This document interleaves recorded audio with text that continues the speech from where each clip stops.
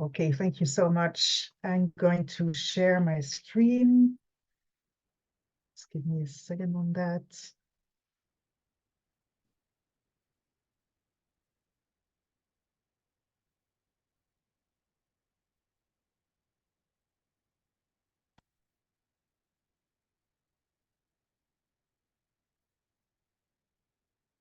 Okay, and you can see my screen, right? Yes? Perfect. So I'm going to start. Thank you for inviting me. So my name is Diane Kolin, and my pronouns are she, her, and I will give you a quick description of myself. I am a woman with short hair, blue eyes. I wear glasses. And today I wear a blue top with short sleeves. And behind me, there is an electronic piano and shelves with many books about music. I am a PhD candidate in musicology at York University in Toronto. And I am also the founder of Ably, which is a company working with performers with disabilities, but also academics, teachers, and diverse artistic structures. And during this presentation, I will tell you the story of Ably and what led to the creation of this company. So together we will spend some time exploring the world of music and disability. And there will also be time for a Q&A after the presentation for those who are here. But don't hesitate to comment in the chat if you want to, and I might reply only at the end, but that's if I see something I can reply. So if you are ready, let's start. The first slide is my title slide. It reads, "The Story of Ably, a discussion on disability and accessibility in the arts." And actually, I like this title because I am a bit of a storyteller. And I like the idea that behind each project, there is a story that usually starts way before the project starts. And it was not different for Ably, as we will see. And this is also, there is also a picture on this slide representing 4 young people and someone in a wheelchair seen from the back. And this person in a wheelchair is myself, and the 4 young people are my students, and they have their hands over their face just in front of their eyes, because on this picture they are signing in sign language a song, and they're signing "We Cannot See," and which so it was a part of the lyrics of a song, and we will talk about that. These are some workshops I lead in a music school. So this is what we are going to see together. Let me change this, that's better. So this presentation contains first a little part about how things started, and then what theories and frameworks I have used to guide me, some case studies to apply these theories, but also to generate new ideas of what is missing, what could be improved, and what could be done today. A few words about workshops, and finally the application of these ideas and workshops that lead to my conclusion, which is the opening of Ably. So how does this story start? Well, it starts with music. Music has a strong place in this story. And I had the opportunity to perform very early. I was first on stage at the age of 4, but my family had nothing to do with performance. That was more thanks to my teachers. However, my grandmother was a Beethoven lover, which she transmitted to me, and a huge classical music lover. And my grandfather was a jazz fan, a lot of instrumental music, a lot of Louis Armstrong, Charlie Parker. My father is a classical music lover too, and my mother is a jazz lover. And she listened to a lot of vocal jazz when I was in her belly. She loved listening to Ella Fitzgerald, for example, who I consider my teacher in vocal jazz, even if I never met her. So we always assume that all this had a lot of influence on what I became and my artistic choices too. At the age of 11, I started to have health issues, and then the following years, my mobility was impacted. So we discovered that I had a neurological disease, and at the age of 18, I was using a wheelchair. So what it means is that I had to adapt a lot because, of course, music studies on a um, non-accessible stages in general are difficult for someone in a wheelchair or someone with mobility issues, especially in France, where I come from, where nothing was accessible. And it's changed a little bit today, but not that much. At least in Canada, we have rules and regulations that impose a minimum of accessibility to certain places, such as transportation and education. In France, we don't have that. There is a law that was proposed in 2005 and kind of adopted, but never really applied. And to date, it's supposed to be applied this year in 2024, which is also the year of the Olympic and Paralympic Games in Paris. So it's going to be a mess, I guess. But in reality, nothing has changed since the proposal of this law. So what does it mean to adapt in this environment? It means trying to find ways to climb on stage or to go to building or to attend shows with what my mobility allowed. And I am lucky because this is not given to everybody. What I did was that I climbed a lot of stairs on my bottom with people carrying my wheelchair. I had to face a lot of non-accessible washrooms. So I completed some studies in higher education, but not entirely. For example, I didn't finish my master in Paris because the music department, including the performance spaces, was completely inaccessible. It's a bit better today. The musicology department is in an accessible building now, but the performance department is still in this very nice 19th century auditorium in the Paris University. So moving forward, this is me today. I'm a singer, I'm a teacher, and I'm a disability rights activist.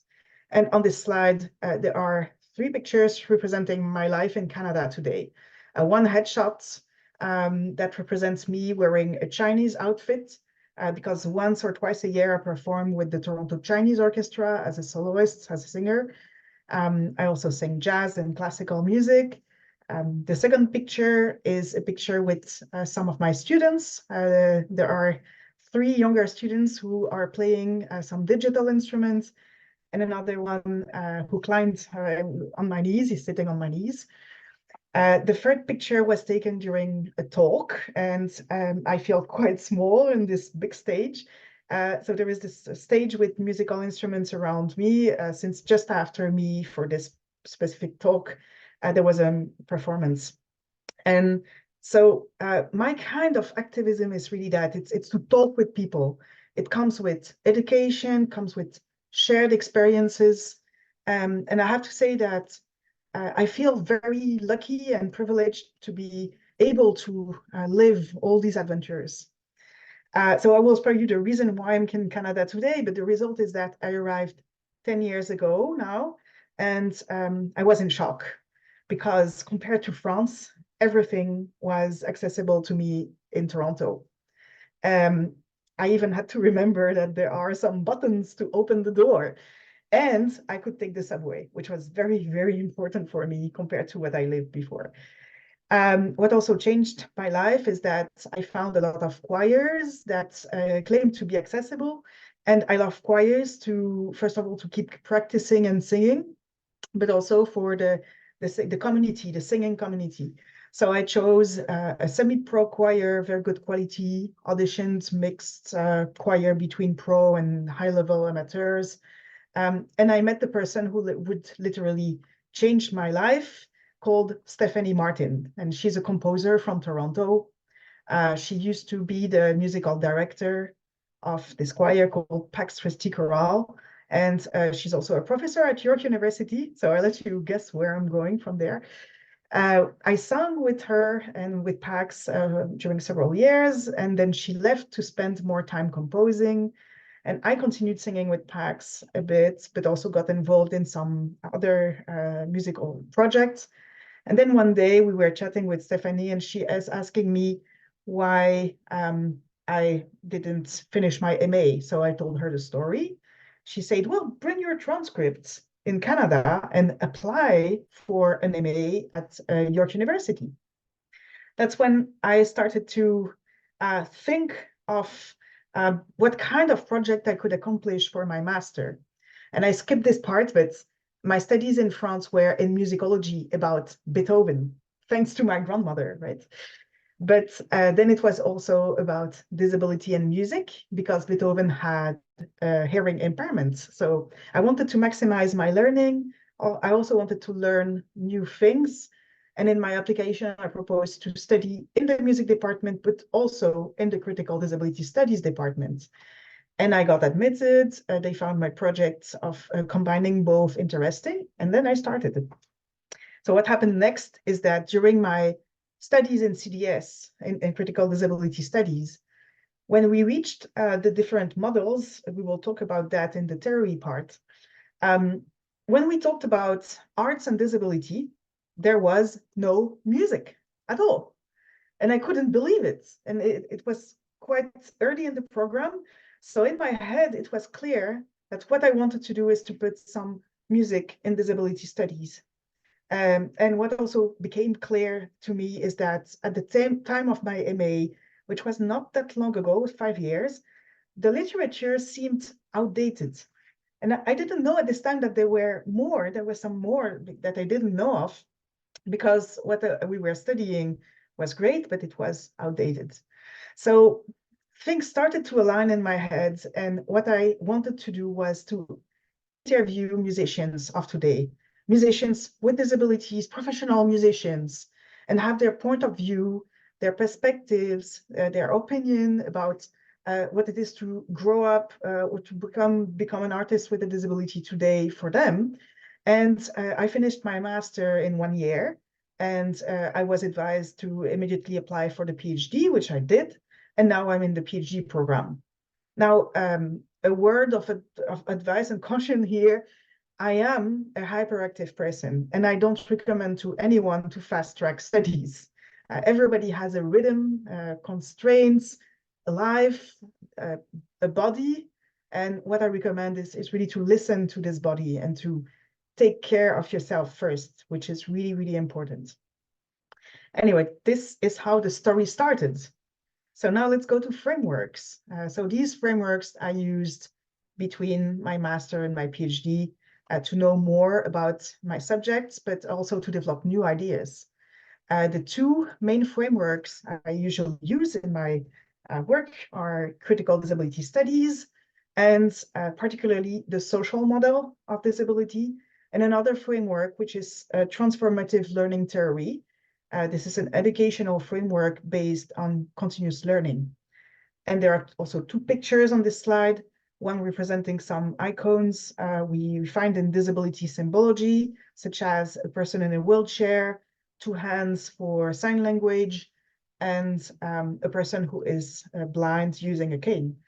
The second picture is another picture of me and my students. This time we were exploring an instrument called the theremin, and this is another workshop. So the field of critical disability studies offers a set of frameworks, and it's not a single standalone framework per se. It has long explored the different aspects of disability in or evolving society, and it designs models to allow a deeper consideration of the multiple facets of disability.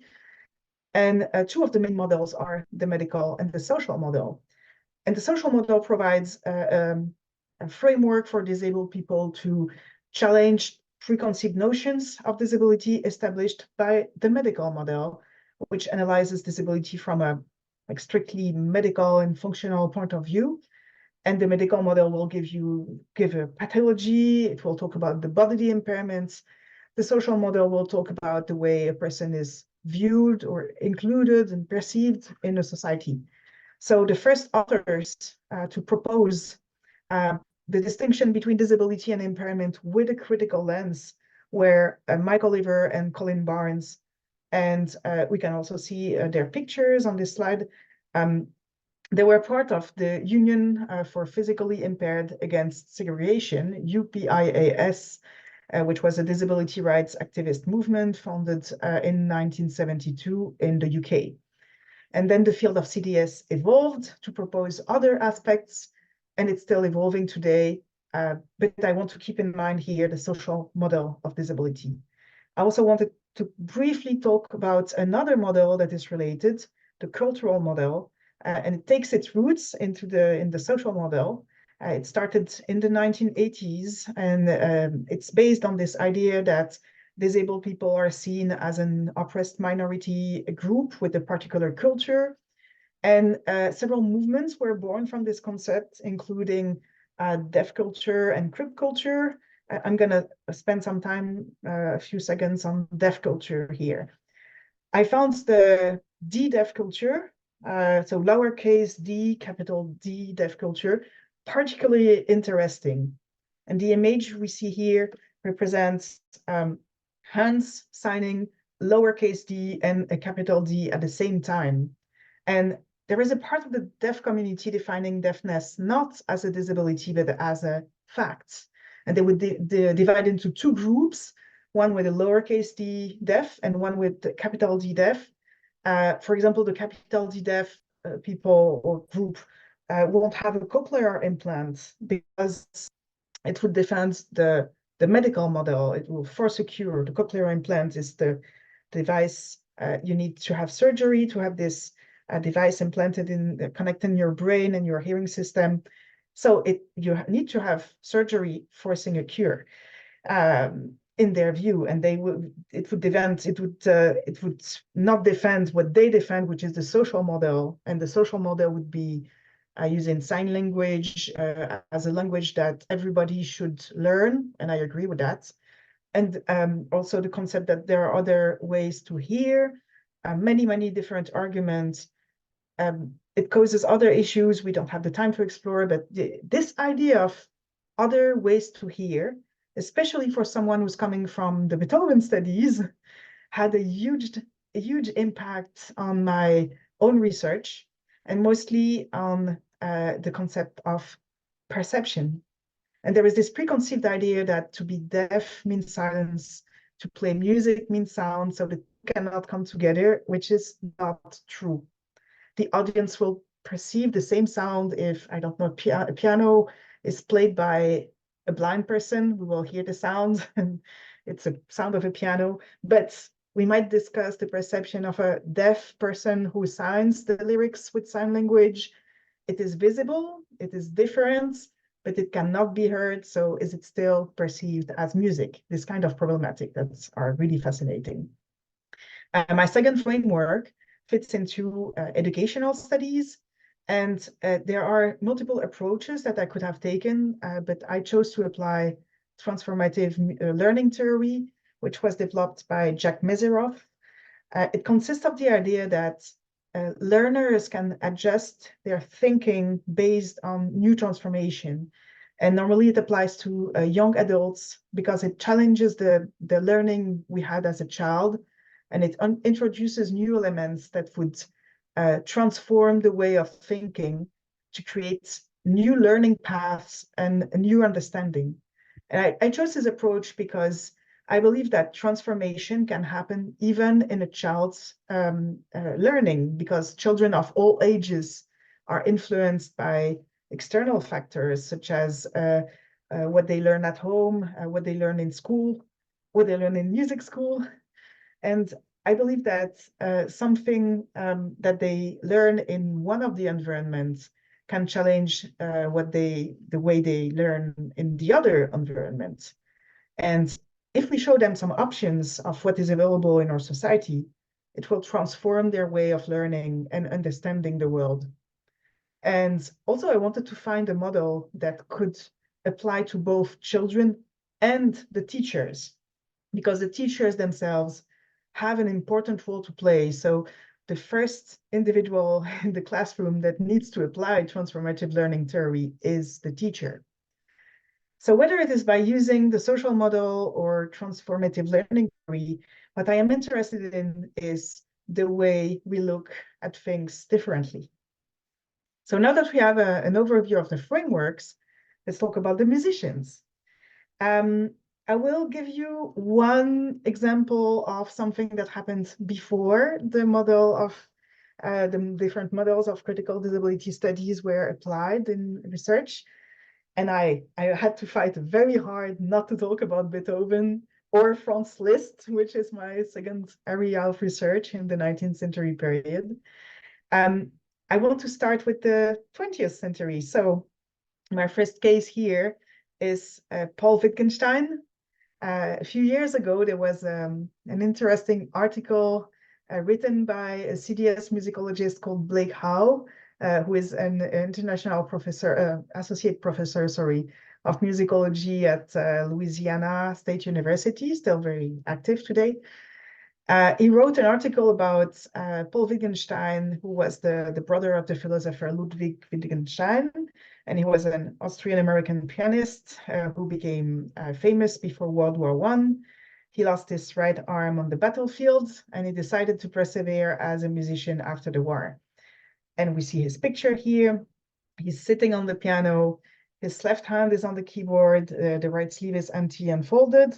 And this must have been taken just before a concert or for the promotion of one of the concerts, because I believe it was illustrating a press article. So Wittgenstein developed a strong technical skill with his left hand and became a one-handed pianist, label that we will discuss. And he commissioned numerous compositions for left hand, including the famous Concerto pour la main gauche, written by Maurice Ravel, the concerto for left hand. But he also transcribed and arranged many compositions originally written for two hands to be able to be performed with his left hand. So on the perception side, could a one-handed pianist still be considered as a professional musician? And the audience that was attending his concerts were really motivated by mixed feelings of curiosity and misbelief in Wittgenstein's abilities.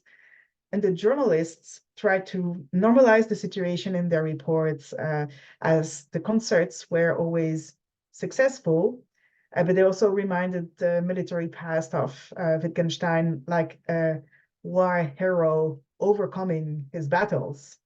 So the notion of overcoming, which is often criticized in critical disability studies, gives a heroic image to individuals who don't intend to be represented as heroic. And these individuals with disabilities are not heroes. They find ways to work with and around their disabilities, but not despite their disabilities. And Wittgenstein was no exception. He was perfectly capable of playing with his left hand. And also, Wittgenstein's concerts were compared by the press and the audience in terms of disabled performance sounding non-disabled. And there was now a disabled sound that didn't come from the sound itself, but from the fact that Wittgenstein had a visible disability. So I want us to listen to a quick excerpt of one of his concerts. So you can just close your eyes, and after this excerpt, maybe we can talk about what you felt and if the sounds like disabled sound to you. And also just imagine once again that this is played with only one hand. So this was Liebestod from Tristan und Isolde, an arrangement from Wittgenstein of Wagner's this arrangement of Liebestod from 1959.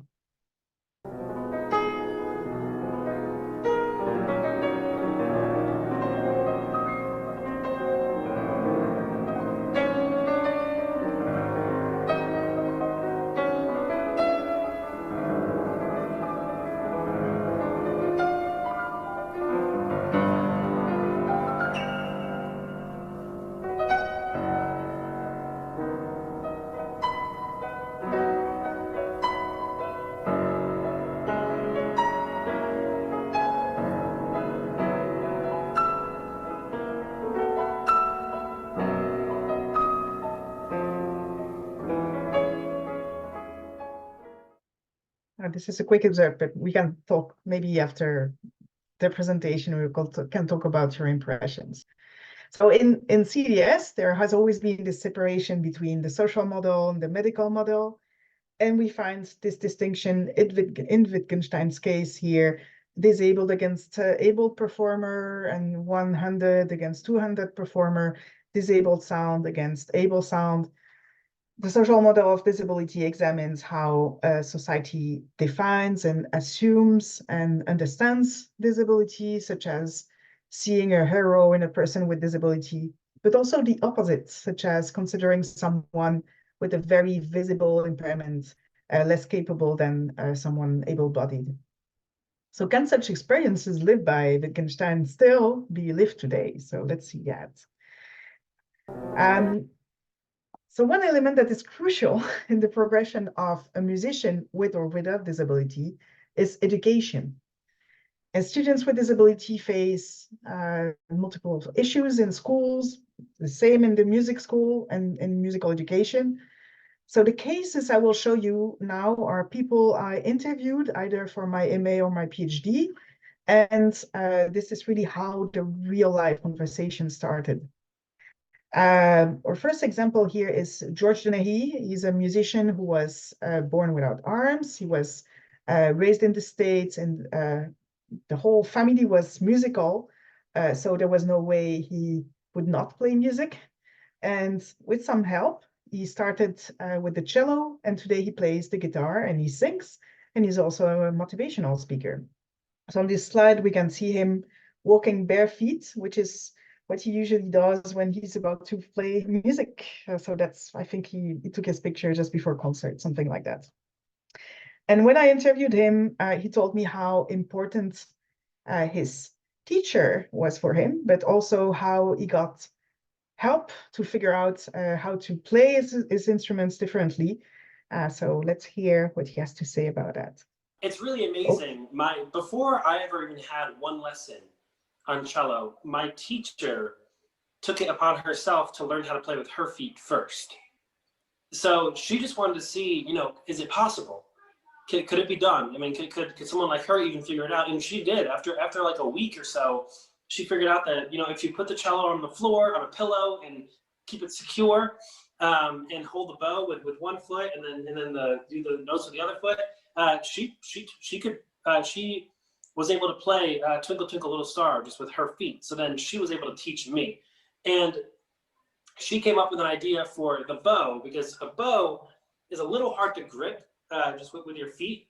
So what we did was we took the frog on a bow, and we put it upside down on the top of the bow, kind of where the frog sits anyway. It's just like kind of mirrored, but on top. So I could put my toes and hold the frog. And then that way I can use that to do the bow. And I played the cello on the floor, propped up on a pillow for a little bit, but we found quickly that the cello being on the floor suppresses the sound a lot, especially if you're on a rug or on a blanket, which it was. So there was another guy, a man from our church, who was an engineer, and he built stuff. One day, his family came over to our house for like a cookout or lunch on Sunday or something. And he went over to my cello and made some measurements and just started looking at it and took his ruler and took notes, and then they just left. And then he came back 2 days later with this custom-made contraption that was a cello stand, basically, and it propped the cello up where I could sit on a tall stool, and the cello was propped up on this stand that was held up by, I'm forgetting the terms, but like violin players and viola players, they have like their chin rests and the thing that their shoulder lays on, those rubber things that go on the viola. There's 4 of those, and the cello sits on those and kind of lays on those rubber things just like a viola does. And I started playing it that way. So George gave me really amazing. George made me a picture of him playing the cello as a child. And you can see everything that he's describing, the high stool, the frog that was reversed so that you can grip the bow. the special stands that was made for the cello. So what it means is that when you are a musician with a disability, sometimes you need to have a bit of an engineering mind or someone to discuss with you and to help you figure out your adaptation and what works for you. So really that's an important point. And with CDS and with the critical lens, with social model, with crip culture, with everything we've seen before since the beginning, there are now options for musicians with disabilities to think about their own identity as a musician. And let's see some examples here. Galen Lee, for example, she's a very well-known figure in disability activism. She's an American violinist and singer. She was born and grew up with bent arms and legs, and she uses an electric wheelchair since early childhood. And in 5th grade, she became interested in the school orchestra, and she passed the listening test with a perfect score, which intrigued the teachers enough to let her join the ensemble. And the teacher suggested that she starts with the cello, but the instrument was too big for her to use in a conventional way. So she switched to the violin.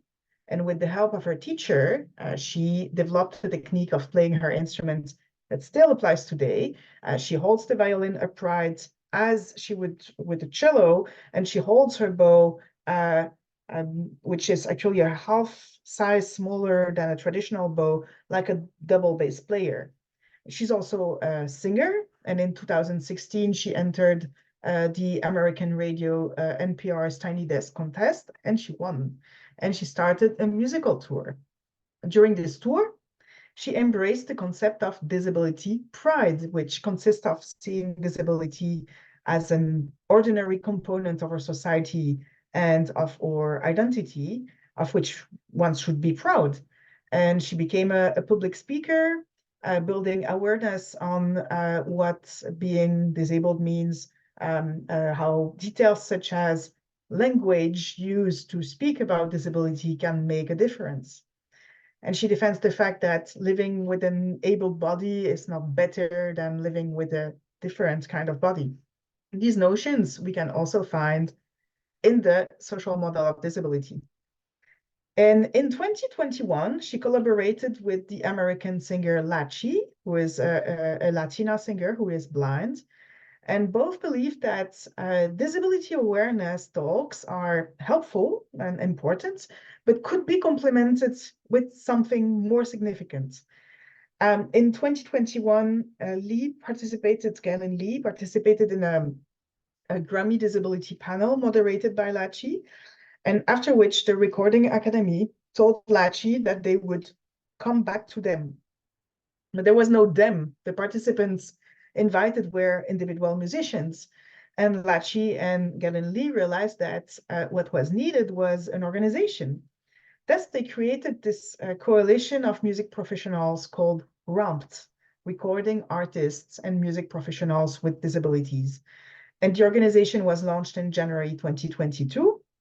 Their aim is to amplify disability culture, promote inclusion and advocacy, advocate for accessibility within the music industry.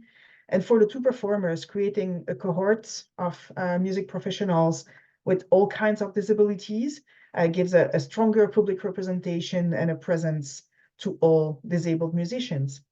And I'm also proud of being part of this cohort as a singer and as a musicologist. I'm a pro member of RAMT. The last musician I will talk about is called Chris Halpin. And this illustrates how new technologies can be used to challenge the perception of disability. We can see his picture here. He stands, he has two guitars behind him, and he has gloves that he's kind of using on this picture. So in 2015, 15 musicians were invited by the singer Imogen Heap to test with MIT a prototype of gloves that could control musical patterns. And these gloves are called the MIMU gloves. And Imogen Heap initiated this project and recruited 15 testers, among which Chris Halpin. And Chris is a British guitarist. He has cerebral palsy, and he lost some of his mobility. And when he was contacted to be part of the 15 musicians to test the Mimo gloves, he didn't know that it would change his way of performing music forever. And today the Mimo gloves are his instruments. So the Mimo glove, they are connected gloves. The sensors on the gloves are connected to a computer, and it converts a movement to a musical pattern. And with this form of new technology and instruments, then the perception of disability changes. Since it is a computer, and since the computer makes no judgment on the person sending signals to the machine, there is no difference between a disabled or non-disabled performer using these gloves. The idea that disability is preventing from creating music or is seen negative or is associated with sadness, all that has disappeared. And there is this shift from unable to able. This is exactly what the social model of disability in CDS defends today. And in this case, with the help of new technologies. So I have a short video of him demoing the gloves. This was recorded by an organization called Drake Music, nothing to do with Drake the musician. This is an organization in the UK that helps musicians with disabilities to figure out their technology. And they were the ones who put Chris in relation with Imogen Heap. So let's have a look at that.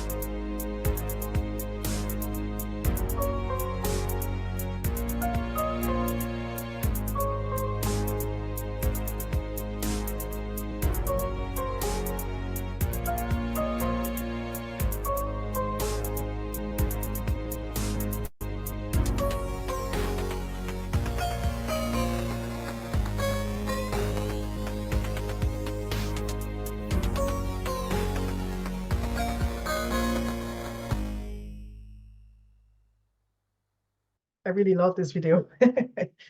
So from all these interviews, there were a few collaborations, there were a few book chapters. I invited some of the musicians to contribute to talks or to meet my students also, things like that. But for me, and I have mentioned that several times, and it's also in these interviews we watched, there is, where it starts is with the teachers in the classroom. So I imagine that with the right partner, we could start running discovery workshops with children and with for and about disability and music. And there is a school in Toronto called Community Music Schools of Toronto, CMST. I worked with them before when I was working with the Toronto Chinese Orchestra. I was asked to coach a group of children who were students from CMST in a project I had with TCO and they had with TCO at the same time. And then I was hired by CMST as a voice teacher over there, so it was fantastic. But I had to think, if I had to think really of a special place where these workshops could happen, and with a director who could believe in these kind of projects, I immediately thought of CMST and his director, Richard Marcella. And I applied for funding through York University, and I got a grant to launch these workshops. Actually, it's a series of workshops. Every time there is first a discovery workshop to discover the topic, and then an application workshop to play with new techniques. And all these workshops were related to playing music differently. That was the main topic, whether it is, for example, with a missing limb and finding other ways to play the instrument, or playing without touch, with the use of new technology. For example, there is a great application called the AUMI, Adaptive Use Musical Instruments, which allows to play multiple digital instruments in various ways. And the smaller children, they love that. I also had one workshop to introduce Braille music, reading scores with Braille signs. And finally, one series of workshops dedicated to sign language singing.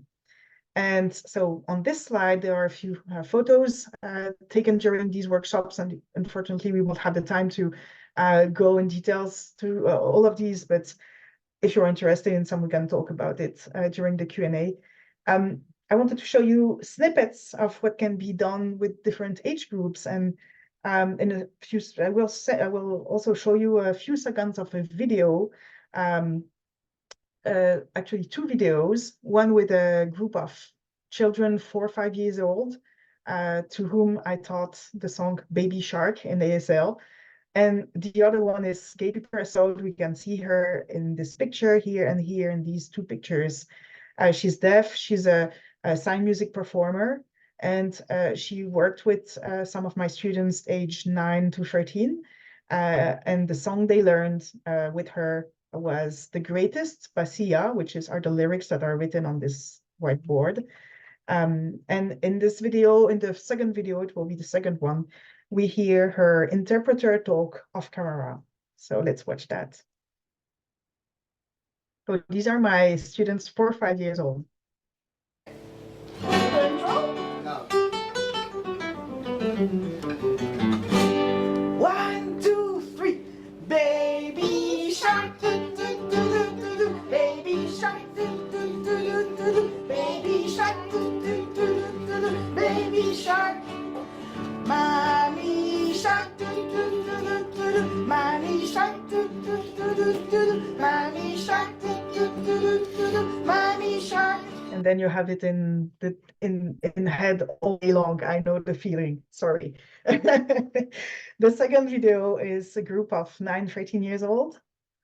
The key for ASL is that it has to have 4 different things to it, okay? It includes your facial expressions, your eyebrows, your actual body and how you're using your body, and then your hands. So all 4 of those things, all of those really are just the accents. So really everything comes together. So in the same way that you can speak in different ways and have different accents, our hands can have different accents and sign in different ways.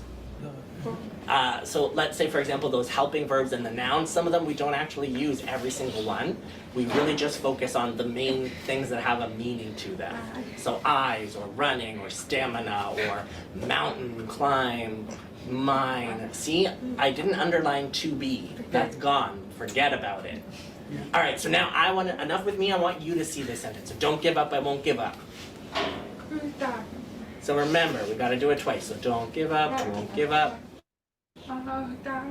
I want to see everybody signing. Let's go. I want to see you standing. Yeah, let's stand. Come on, I gotta see the whole body in there.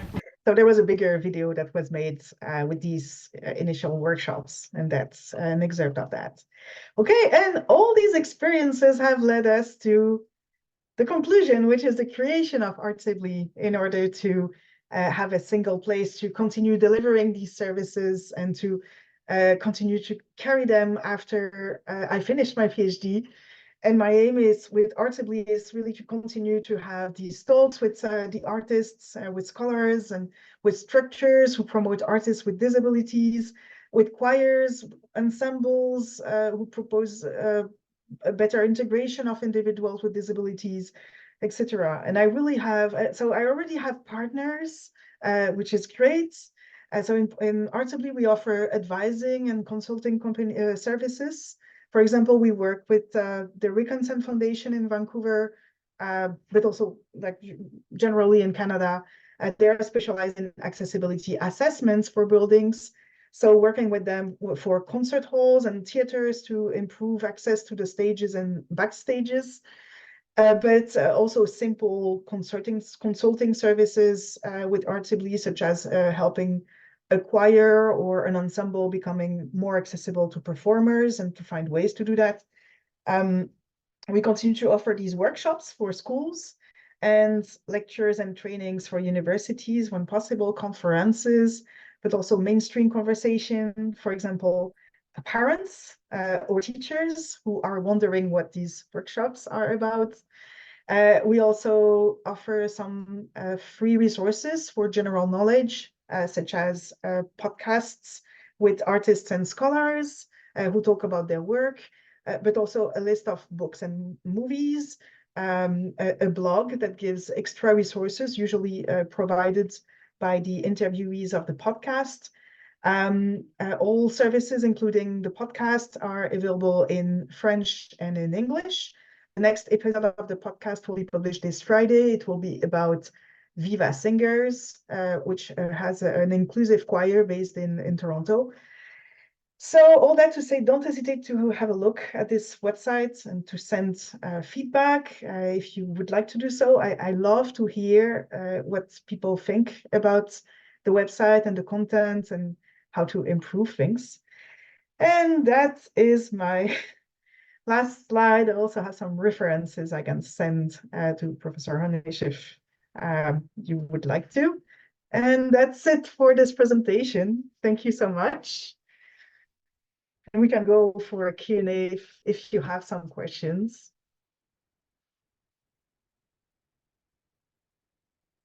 Thank you.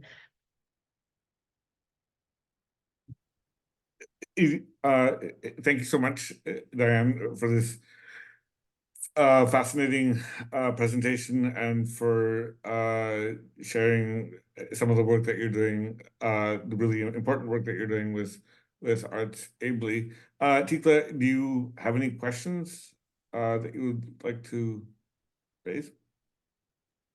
I had an observation to share about the Wittgenstein performance, but first let me thank you again, Diane, for this really wonderful presentation and for all your work. So with that Wittgenstein performance of Liebestod, what was interesting is it seemed that he was actually emphasizing a lot of the high notes that would traditionally be played by the right hand. And I'm not sure if maybe he was doing that to make a point, to show that the left hand could emphasize a treble melody just as well as the right hand, or if maybe it was from the angle of moving his left hand so far to the right of the keyboard, it ended up putting more weight into the keys. But I just wanted to share that observation. That's a very interesting observation. Thank you so much for sharing. Actually, I think that he was putting some emphasis because it was an impressive way of jumping. And so he had this possibility. His range was incredible in terms of jumping and adapting this fabulous technique that he had. It was really like I believe that each 100 pianist or performer in general develops strengths in things that you cannot develop in with two hands. And I think maybe Stefan, you can talk about that more than me as a pianist.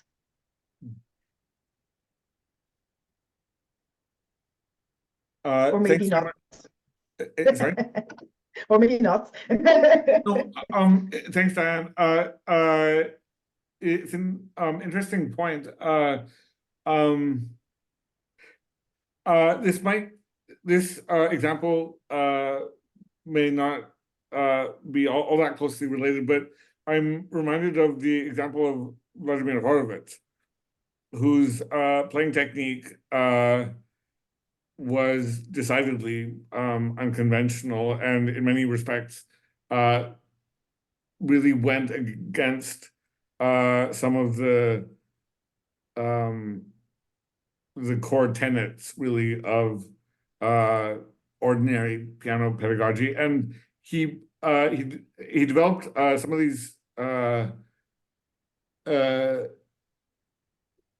some specific aspects of his technique. I think were influenced by one of his teachers, whose own technique was shaped by having I can't remember the name of this specific teacher, who had a stroke, and then after the stroke revised and rethought and reimagined his piano technique. And one of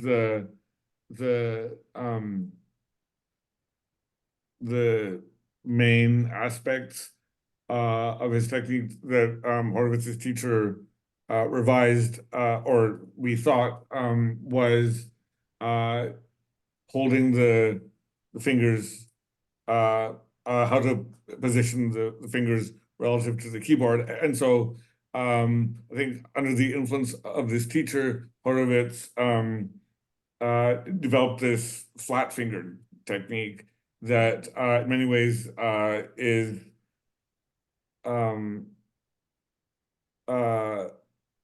really clashes with some of the core assumptions of the importance of having curved fingers, for example, in a lot of 19th century approaches to piano pedagogy, and still to this day, perhaps. And for many reasons, probably at least in part related to his unconventional physical approach to the keyboard, Horowitz, I think, is often admired for his almost supernatural ability at times to bring out inner voices, to find textures in the music that often just sort of pass by unnoticed or unremarked. And then there are specific aspects of his sonority, both for loud, for some of the loudest passages, but then also at the other end of the spectrum of dynamics. He was able to do these things at the softest levels. Sorry, I didn't mean to give a speech here, but just I think that Tekla and you, Diana, both, Diane, my apologies, both bring up a really crucial point about the ways in which corporeal difference, sort of broadly construed, can lead to the development of particular kinds of strengths that become more than an adaptation or a response to disability, let's say, but also create or expand existing aesthetic frameworks. Thank you so much, Yeah. Stefan and Diane. I also believe that, Tekla, you're also a pianist, right? Yes, I am. Did you ever try to play the Concerto pour la main gauche, for example, de Ravel? I have read through it a few times. I have to admit, I played it with both hands. Ah. That's an interesting point. Anything above, middle C or something, I just took it with my right hand. I believe it's an interesting exercise to do, to force yourself to just, like, being in the not so comfortable side of the practicality of the playing with only one hand. I just tried to, for fun. I'm not a pianist. I play a bit of piano behind me, but this is another. I believe it's a fun exercise to do. That's at least that's the way I take it. Yeah, I'll do that. You've inspired me. I'll do it with just my left hand. Thank you. I wonder, sorry, I just want to make sure I'm not speaking over anyone. Oh, no, go ahead. Yeah. I wonder if I could ask a question that in some ways is, I think, very closely related to what we were just talking about. And so, Diane, in your presentation, you, if I understand correctly, were emphasizing this point about this relationship that a lot of disabled musicians have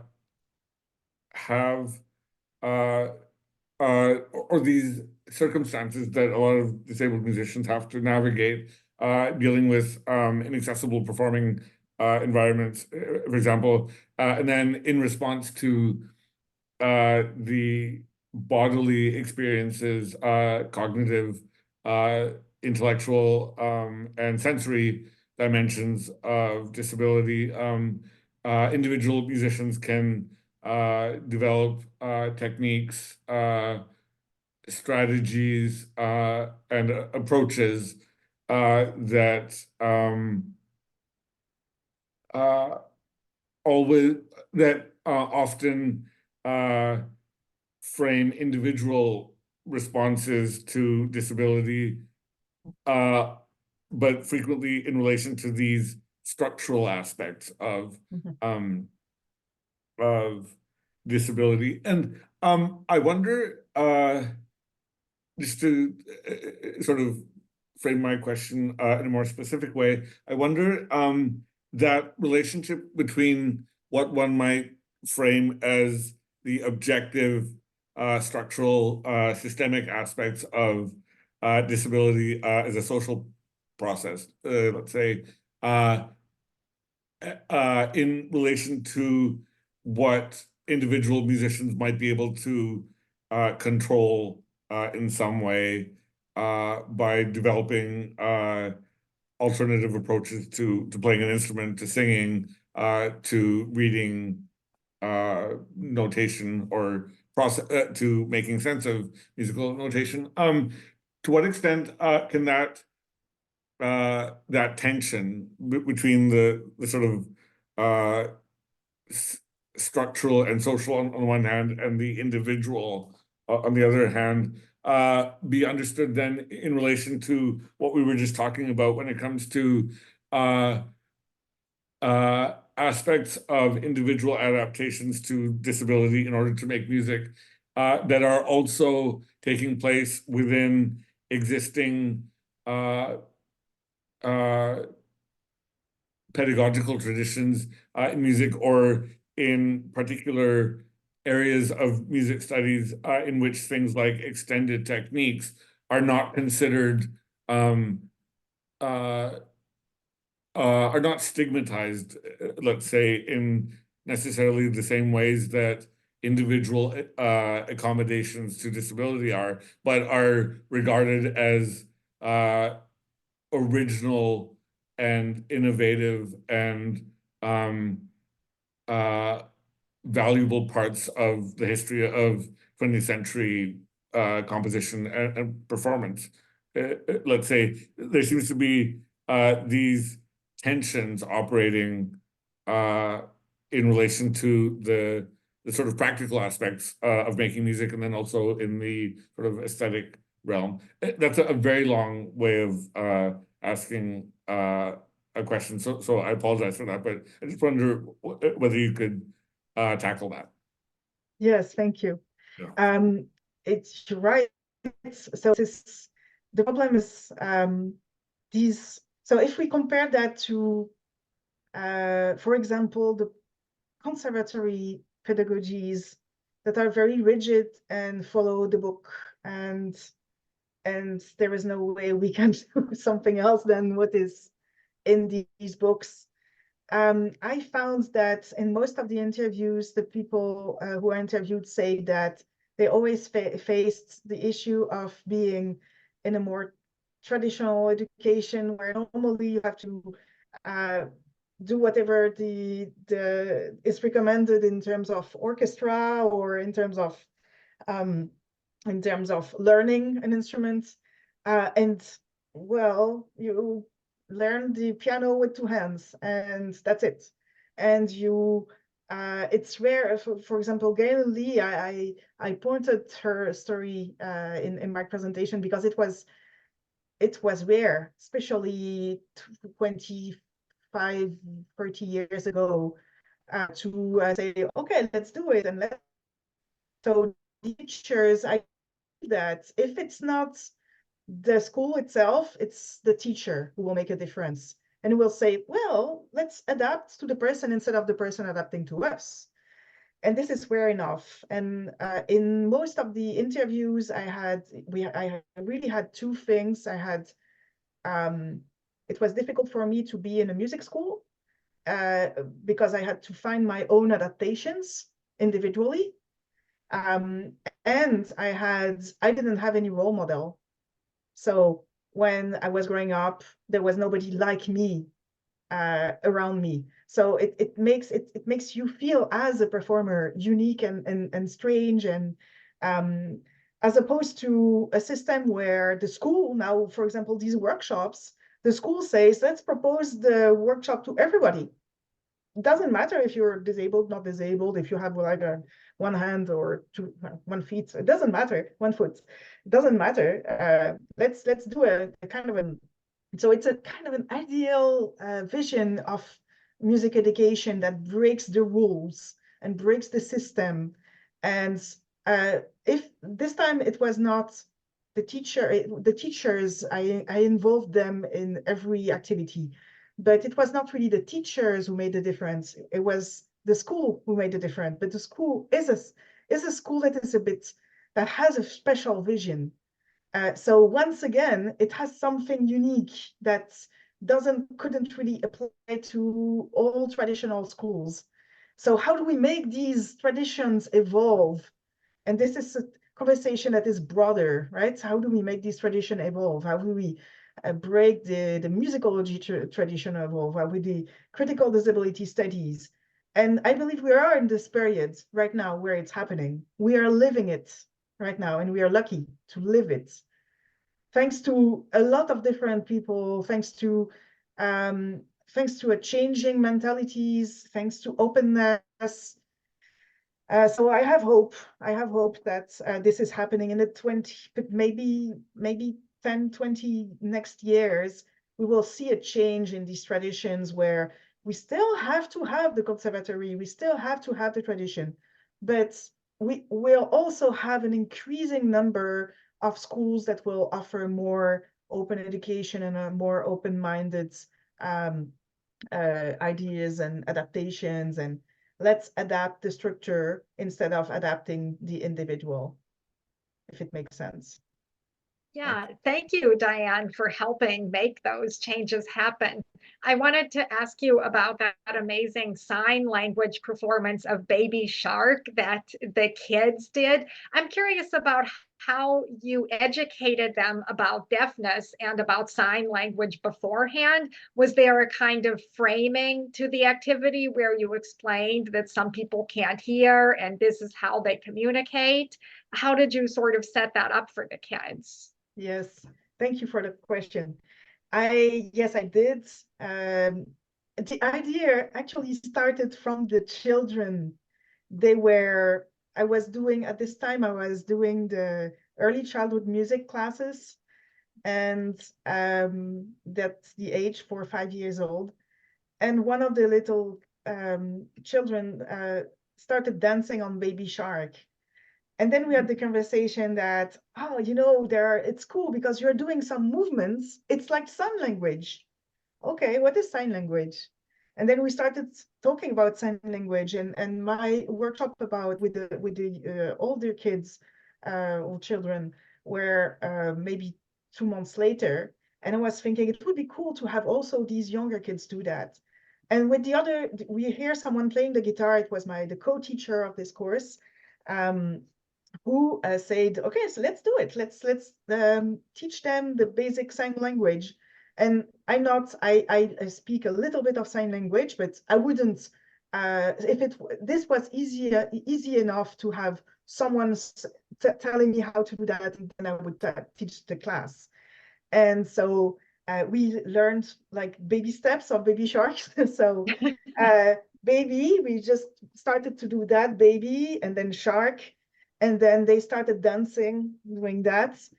And then I said, fantastic, you learned your first sign language words. And then, and so do we want more? And so, yes, we want more. And so we learned the whole song. And at the end, we say, oh, let's record them. It's great. It's a great project. And we had fun. Everybody had fun doing that. And the school enjoyed us having that too. So yeah, that's, then it's also them changing. It's like, okay, so there is also sign language, and this is normal. I learned it in music school, so it's normal. Right, that's amazing for their future when they meet deaf people. They'll have a whole different attitude because they'll see sign language as just another valid way of communicating. I hope so. That's the aim. Also, with other workshops, we also did the same. For example, we in the workshop with the AUMI instrument, the AUMI instrument, they had the tablets, and the aim was to play without the arms, just with the face. And then we talked about that. We said, oh, you know, there are musicians who are playing just with the face. And I showed them a few videos of, there is this great, the inventor of the iHarp, which is in Spain, I believe. And he posted a video of how students were able to play the harp with the movements of the eyes only, like a following pattern of the eyes. And it was fantastic. And so they really enjoyed that. I had one child who said, no, it's a fake.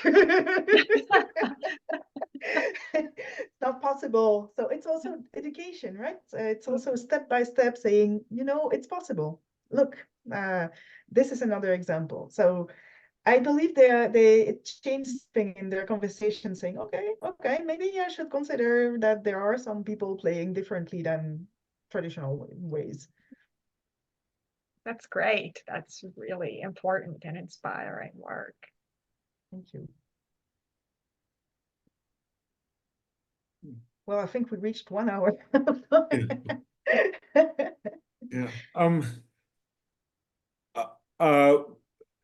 Oh, sorry, did I interrupt anyone? No, go ahead. No, Thank you so much, Diane, for sharing your time today and for your marvelous presentation. Tekla, thank you so much for joining and for raising such important questions. One thing that I just occurred to me sort of in the last 2 minutes as a possibility, and maybe I'll just check with you while we're all on the call together still. I just wonder whether this recording, your presentation is recorded today.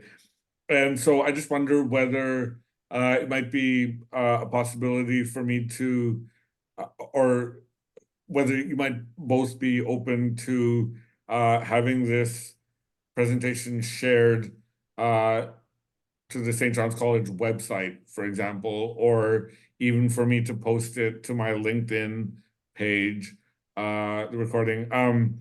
For LinkedIn, my settings are so that when I post anything, it just goes to my contacts. I don't have the public or global settings. So if you were both fine with that, and then also with me reaching out to St. John's College just to find out whether this could be posted on the St. John's College website. Do you have any thoughts about that? This is a question for both of you. all of that is totally fine with me. My only limitation is that I'm not comfortable watching the video myself because Okay. seeing myself makes me anxious. And I'm Okay. also not comfortable checking through any transcripts. Okay. So if you didn't catch something I said and the auto subtitles didn't pick it up, maybe you can just sort of make up a word or something. Sure, yeah. Sorry about that limitation. Yeah. Thanks so much, Tekla. That's really helpful to know. And Diane, did you have any thoughts or any concerns? No, I'm fine with it. You can share the video. Okay, perfect. Yeah, well, my thanks to you both for that. Then, what I'll do is, I'll see if I can figure out how to maybe just edit the video or shorten it slightly so that it's just a presentation and maybe not our conversation at the end. I don't know if I'll have the knowledge of how to do that, but I'll try to figure it out. and then I'll reach out to the college in the next day or two, and I'll also post it on LinkedIn. I might also sorry, not to add too many different things, but I could also maybe with both of your, with permission from both of you, if I had it, I could post it to my Facebook page as well. For my Facebook page, the settings are also private, or rather as private as anything is on Facebook. But just the settings are for contacts only. So Mhm. yeah. Yeah, and it's totally fine with me to leave in the Q&A part at the end. Like I Okay. said, as long as I don't have to interact with anything I've Right, yeah. said. Yeah, for sure. Yeah, no, there won't be any edits. I'll just, yeah. So I'll do that then in the next day or two. Yeah. Okay. Perfect. Thank you so much. Thank you. Thank you so much, Stefan, for organizing this. And thank you, Diane, for sharing this powerful story. Right. My thanks to you both, and I hope you have a wonderful evening. Thank you, you too. Thank you. You too. Bye, Diane and Stefan. Bye. See you soon. Bye. Good night.